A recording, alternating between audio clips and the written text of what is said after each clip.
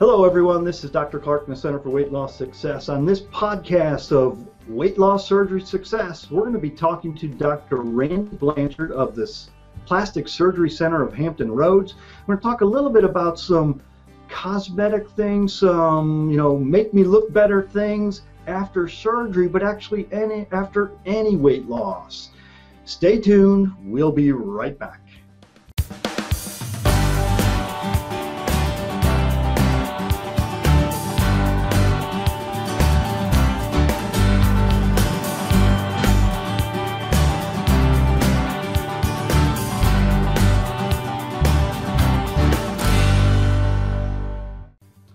Welcome back, everyone. This is Dr. Clark from the Center for Weight Loss Success. And again, on this podcast, we're going to be talking to Dr. Randy Blanchard, who's one of the plastic surgeons around here in Hampton Roads.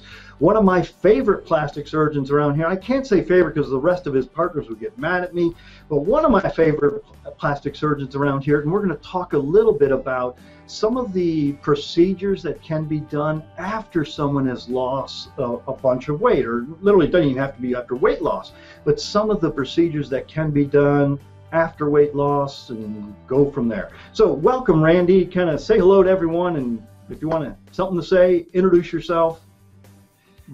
Thanks for having me. Again, as Dr. Clark said, I'm Randy Blanchard of the Plastic Surgery Center of Hampton Roads. We have offices here in Newport News, Hampton, and in Williamsburg. I've been in practice now for about my 15th year. Do all aspects of plastic surgery, but personally I have an interest in patients after weight loss, since I myself has had bariatric surgery by Dr. Tom Clark about 8 years ago. So I have a special interest in weight loss patients and the whole process. I think it's a wonderful thing. All right. Yes, he does. He's done great with that, and he's one of the busiest plastic surgeons around here. So obviously I see a lot of weight loss patients, and I'm hoping there's a well-worn path over to your office. But anyway, a lot of the times when I send somebody over there, what are some of the more common procedures that people are looking for after losing a bunch of weight? Well, obviously when you lose a bunch of weight, there's going to be excess skin, and that's the main thing that we have to deal with. It can be anywhere. It can be excess skin on the arms, excess skin on the face even, giving you an aged look, thighs, and probably the most common is around the abdomen.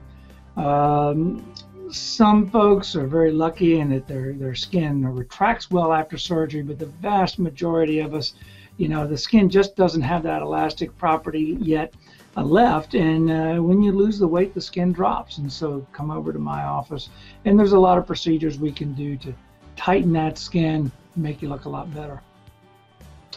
Right, so probably one of the more common procedures I often asked about from the office when someone's lost a bunch of weight is what's called a paniculectomy, right? Or kind of removing some of that abdominal skin that's hanging there. They even ask about it before surgery. We talk about some ways to help prevent it, but reality is it's hard to prevent all that, like you said, because of the skin elasticity.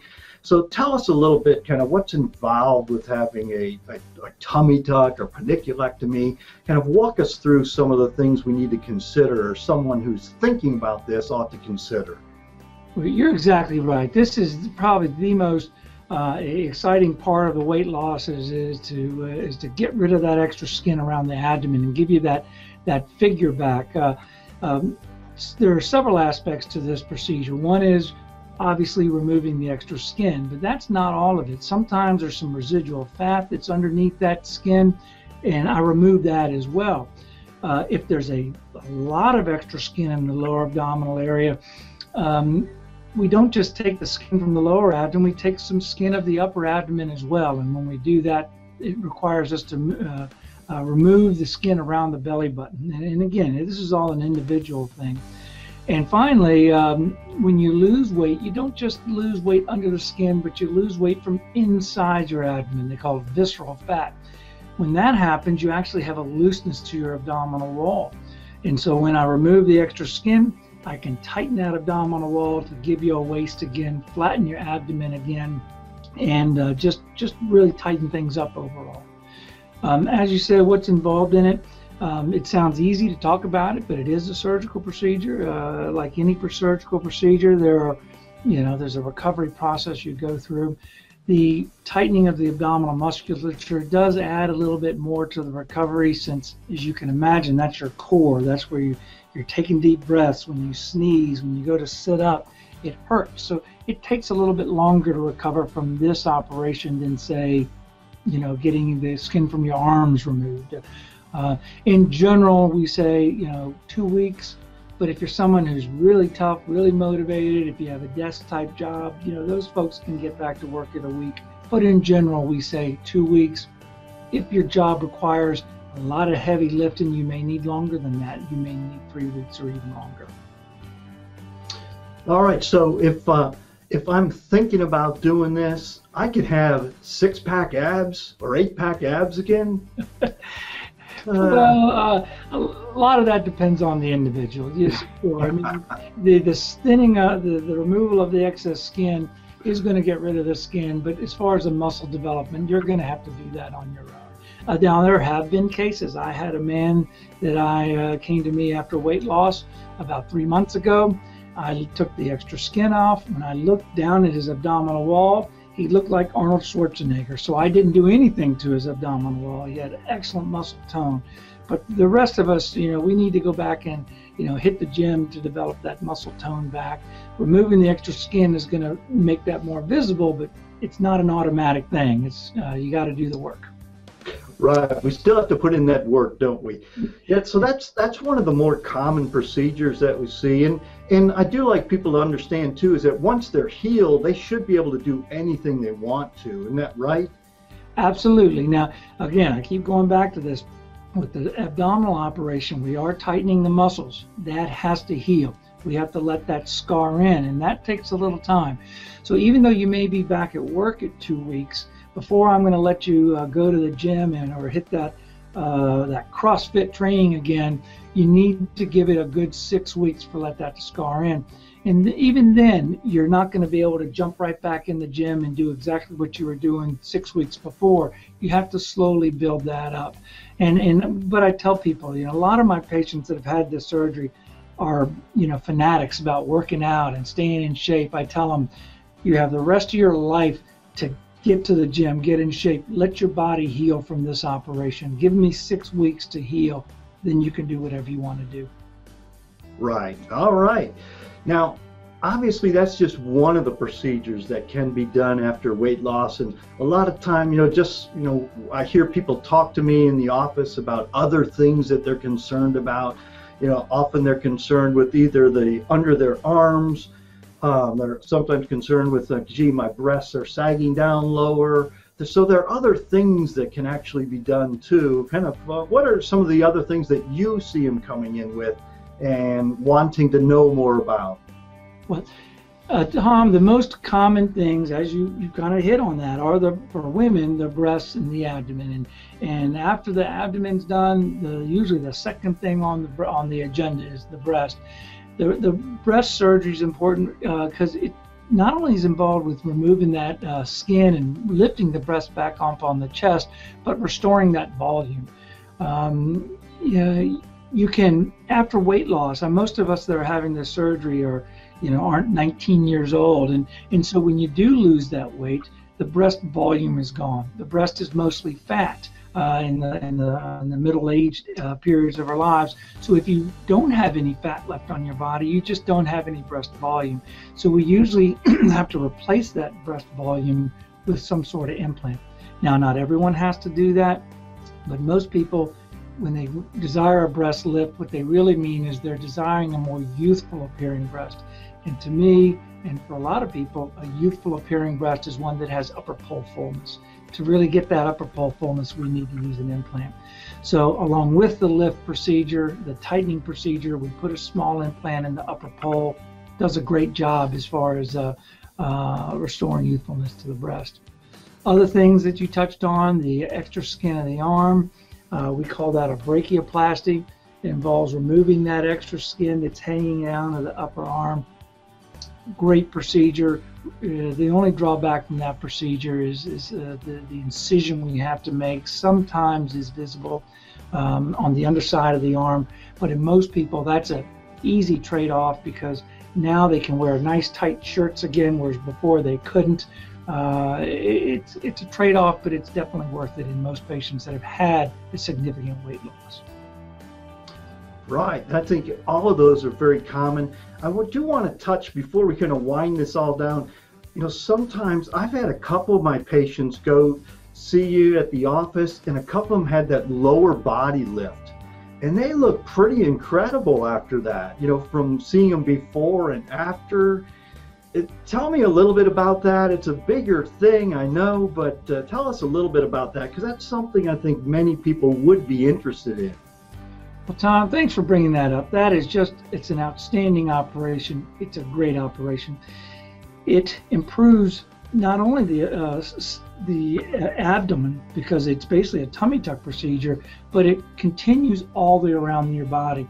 The reason it's necessary in patients with weight loss is because when you're heavy, you have extra weight all the way around your body. When you lose it, you're losing it all the way around the body. Unlike someone who may have had a couple children. When they've had a couple children, they're stretching out the skin right in front of their abdomen, stretching out the muscles, and they can get by with a little tummy tuck. But after a big weight loss, you have extra skin on your buttocks, your lateral thighs, your abdomen. It's literally all the way around your body. So what the body lift procedure is basically a tummy tuck that goes all the way around your body. You're getting a thigh lift out of it, you're getting a buttocks lift out of it, and you're getting a tummy tuck out of it. It is a little bit longer in the operating room. A lot of that has to do with positioning because we have to start you out on your stomach, work from the back side, and then flip you around from the front and do it from the front.